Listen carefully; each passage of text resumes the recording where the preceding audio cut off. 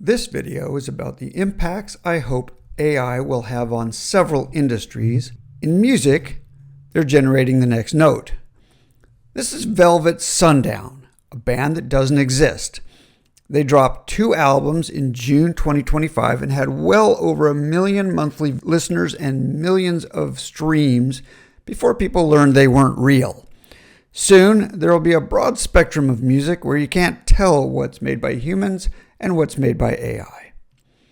This shows music industry revenues, streaming in green and live performance in orange now combine to account for about $35 billion in revenues. Live performance will continue to climb as authenticity becomes more valuable. Streaming will continue, but revenues from streaming will probably begin to level off as a result of competition, AI slop, and the aging population. AI can also be your personal DJ, but it could also just synthesize music you like in real time. It's impossible to predict the details, but I expect the green graph to level off and the orange one to keep rising. Hollywood is in for some major changes. Hollywood, I think, is facing a hard reset, and it can't come too soon. I want to explain how Hollywood committed suicide by being greedy. Hollywood accounting is designed to erase profits. Harry Potter and the Order of the Phoenix grossed $939 million worldwide, yet Warner Brothers claimed a $160 million loss after charging $500 million in studio overhead, marketing cross-charges, and other contract exceptions. Return of the Jedi earned $475 million. Lucasfilm still calls it unprofitable. It had 40% distribution fees and intercompany loans, still paying 12% interest. Paramount used Cayman entities for Transformers sequels to pay $0 U.S. tax on over $1 billion in foreign earnings. Forrest Gump grossed $677 million. Paramount charged $62 million in distribution fees, $30 million in interest to itself, and $100 million in unrelated overhead. Author Winston Groom received $0 from his net profit contract. Sony bundled Spider-Man profits with Ghost Rider losses, so Tobey Maguire's 5% back end vanished. Disney charged Black Panther $2 million for Chadwick Boseman's private jet and $500,000 in consulting for executives. The studio had $20 billion in annual profit, yet 95% of back-end deals pay nothing. Scarlett Johansson won $40 million after suing Disney over Black Widow streaming. Sylvester Stallone's company sued over profits from Demolition Man, alleging that Warner Brothers had concealed how much money the movie made. The studio eventually paid Stallone's company $2.8 million, but Stallone sued for even more, believing it was insufficient. The stars of the TV show Bones, Emily Deschanel and David Boreanaz, won a $179 million arbitration award against 21st Century Fox as a result of the studio fraudulently suppressing profits from the hit series. A class action settlement of over $30 million was established to compensate victims of sexual assault and harassment perpetuated by the former producer Harry Weinstein. Eva Green versus White Lantern Films, the actress won her $1 million fee and successfully defended herself against claims that she was difficult to work with. In 2024, Disney settled a class action lawsuit for $43 million to address allegations of systemic pay inequality affecting thousands of female employees. It goes on and on. While most people in Hollywood are trying to do their best work and are not evil, the system has always been unfair. If we're going to have a reset, I hope to see a leveling of the playing field where small creators have a chance to do big things and there are no more gatekeepers. And it's just getting started.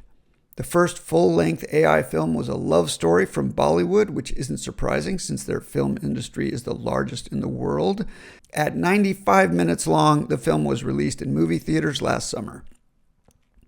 At the moment, there are a handful of feature films and series in production. These are early days. Will AI-generated films become the norm? I'm sure they will. Because of the economics, it's just a matter of time. With AI, anything is possible, and you don't blow the budget by destroying skyscrapers or crashing helicopters or hundreds of cars.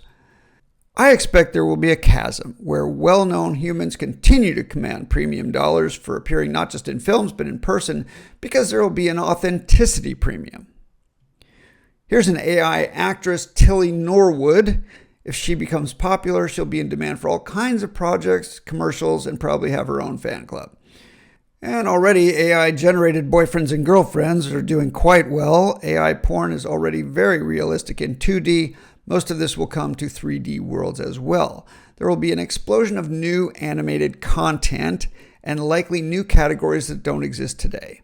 The next evolution could be viewer-generated films where the viewer conjures up a movie just by describing it in a few words.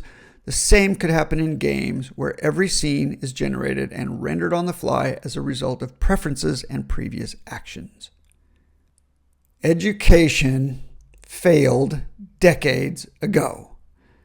My son has made a good video on this topic, but I want to make these points. Education has never been about anything but signaling. Reading the vast literature on this topic, researchers have never found any net benefit in doing homework, taking tests, going to class, getting grades or diplomas, or going to university, and certainly not for paying for it.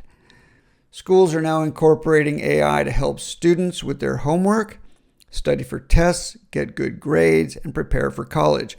High schools have always been about test scores and teaching to the test. According to education designer Donald Campbell, rising test scores give the illusion of improvement because when the system is designed around the measurement, both the system and the measurement are meaningless. College and university are already over. It's not worth 4 years studying textbooks, paying hundreds of thousands of dollars, and going into debt to find that there are no jobs because AI has already read all the textbooks and companies aren't hiring entry-level employees. No child who is 16 today will be going to university to get a degree unless his parents are rich and want a country club babysitting service, or unless for some reason they're going to get a PhD, which I don't really imagine very many people will get. And university has always been a babysitting service, so I predict an 80% shrinkage in the university system over the next 10 years, which I also think will improve the quality of services and life overall. Today, doctors are about 73% accurate on their diagnoses, and using AI, they are about 78% accurate. But the AI alone, without the doctor, is over 96% accurate. Who's paying for 6 to 8 years of university education to go to medical school or law school today? What's the cost-benefit calculation there? We all learn algebra, and many of us learn calculus. I loved calculus, yet we almost never use algebra, and almost no one uses calculus. Rich people don't need to use math. If they need analysis or math, they have people who can do that for them. Now we have AI, and AI can do the math for us. So we're a lot like rich people. If you love math, learn math. If you don't want to learn any math, learn spreadsheets. That'd probably help. Or just learn to talk with AI about models and uncertainties. You should understand what models are, what they can do, and what they can't, but you don't need to be able to implement them or do the mechanics. It's sad that today's students are still being taught long division and algebra at school. They will never need those skills. They never really have. Learning to ask good questions is far more important. AI will do the math for us, and if we think it might be wrong, we can just plug it into another LLM to check. So this is going to upset you if you don't understand, so please pay attention. No one needs to learn to be a good writer now, because writing is a means to an end. You could write a fantastic book, but if no one reads it, it doesn't matter. The idea of a book or even a report is now antiquated. What's the end goal? Sometimes it's to learn something. Sometimes it's to do something or get some result, to accomplish something. It's the result you want. You don't need the writing. You don't even need the book. What if you didn't buy Danny Kahneman's book, but instead you had him teach you each chapter of his book and had a dialogue with you so you could ask questions and work on the problems and have him be your teacher, and it would just go on and stay up to date all the time? You wouldn't care about the quality of the writing. You'd care about how you were able to upgrade your view of the world and get things done using his toolkit. The same is true with all nonfiction. Now, in fiction, the writing may not count as much as you think. What if you could turn a novel into a movie? Or what if you could have the author read you the book and you could ask him questions as he goes? Or what if it could just branch off into different directions according to your whims? What if you could read the book along with an expert on the author or the topic? Sure, it can be enjoyable to just sit and read a book, but a conversation could even be more interesting and engaging. Rather than a book, you can now subscribe to your favorite authors and get their continuous thoughts via Substack. That's an indication that books and even writing in general may not be as important as we think. We do not need to learn to write. You need to understand the final product you want to deliver and collaborate with AI and possibly other humans to deliver that experience or that end result to your target audience. If you want good writing, most LLMs are better than 95% of humans already, and it's just a matter of prompting to get what you want out of them. As part of the great AI reset, I believe we'll gradually replace books with something more fit for purpose. Many of the world's most successful business leaders dropped out of college and never graduated, let alone went to business school. You don't learn business in school. You learn business by creating and selling what customers want. As Herb Kelleher, founder of Southwest Airlines, said, "I've never been to business school and I don't want to go. If I did, I might learn how to make a profit instead of how to make customers happy." I hope business schools all shrink and shrivel up. Learn to sell something and delight customers. AI will help. I'm going to go out on a limb here and say extinction is a big deal. I think John Gall's book, Systemantics, explains well many of the things we can expect as AI scales companies so that companies don't go extinct. Big systems fail unpredictably. We don't know how AI works, and the more complex it becomes, the less likely we will ever understand it. Like many things, it's useful, mysterious, and hard to predict. Systems usually work against their goals. So if you're building AI systems for your enterprise, whatever you designed it for, it's probably going to be used in some other ways. It's been true for a long time that big systems resist change, but I feel we're at the beginning of the end of that one. Most systems fail more often than they succeed. We've already seen many investments in AI fail, but I think companies making investments in AI are actually going to see pretty big payoffs later, even if they lose money now. Jevons paradox says that the cheaper we make something, the more demand there is for it. So we may anticipate firing a lot of people, but in fact, we may need to hire more because the AI economy is going to grow at a tremendous rate. Speaking of rate, it's time to understand exponential growth. This is what exponential growth always looks like at any scale. You could have shown this same chart for population 100 years ago or 1,000 years ago. But people have a hard time understanding how exponential growth works. There are 20 grand unsolved challenges in math, and each one carries a prize of $1 million for whoever solves it. When AI solves just one of these problems, it'll probably be halfway or maybe even 90% of the way towards solving all of them. At that point, it's just a matter of giving the same algorithm more resources, and it should be able to knock all or most of all of them down. We're going to see this in drug discovery, space travel, and many more areas. Medicine is going to be more difficult. Human trials are still very expensive, but we're finally going to see an acceleration of progress, especially in areas where we can do the experiment in silico rather than in vitro. And we're going to see some serious acceleration of GDP. The US GDP tends to grow about 4% each year, which is exponential growth. In nominal terms, the US economy doubles every 18 years. In the first half of 2025, the US GDP grew about 1.6%, and almost all of that was the AI economy. Are we in a bubble? I don't think so. The reason is that I don't think there are any bubbles ever. Certainly not with tulips and not with stock markets. If you had just bought the internet bubble in 2000 at its peak, you'd have beaten the S&P 500 over the last 25 years easily.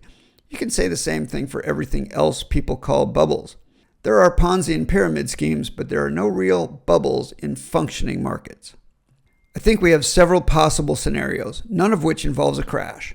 Corrections are normal, and I've heard the predictions that if the investment in infrastructure over the last 2 years is going to yield positive results, then the revenues have to start increasing dramatically today, but I don't really buy any of those collapse arguments. Companies will use any piece of infrastructure they can get their hands on. At Google, they're still using 7-year-old chips and systems full-time to run AI. I think we're investing at the pace we have to invest at right now. There will be some failures and inefficiencies, but overall we'll look back and say those who invested early and stayed in the game did better than those who decided to wait and watch.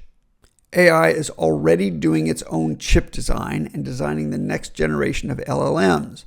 Next year, we'll likely switch to continuous learning. Things will speed up a lot. We may need to start measuring GDP in months rather than years. I actually predict we will. 1% a month would be a radical reset of our economy into a completely new world of economic growth. It could be rocky. It will be rocky. It's impossible to predict, but the plausible economic outcomes are now very different from what they were even 18 months ago. As Alexander Wisner-Gross says, when you're in the singularity, it looks about like what we see today. We'll only recognize it as a singularity later when we look back. The agentic economy is right around the corner. As I mentioned, we'll need a new infrastructure for the agentic economy. We'll also need agents. Many people are already using AI agents for shopping, even at companies. And corporations, vendors, will need agents to respond and to do business with those shopping using agents. Given that we're undergoing a hard reset, I would say this spells the end of websites. Websites are antiquated, brittle, expensive to maintain, and they force the visitor to actively find what he or she is looking for. I already mentioned that this is probably the end of mobile apps. We're going to need to replace websites with data plus AI. There might be something for the visual visitor, something that looks maybe like today's website, but the real action will be in the conversations that take place between machines. And I think in this world, we may see a giant shift from the world of push to the world of pull. In this world, there are fewer gatekeepers and monopolies, and buyers are at the center. Buyers will have more power in the agentic economy. I don't have time for all the details here, but many of them are in this book, which I wrote in 2010. We're just getting to the point where much of what I wrote back then feels inevitable, and it takes a seismic shift like AI to enable it.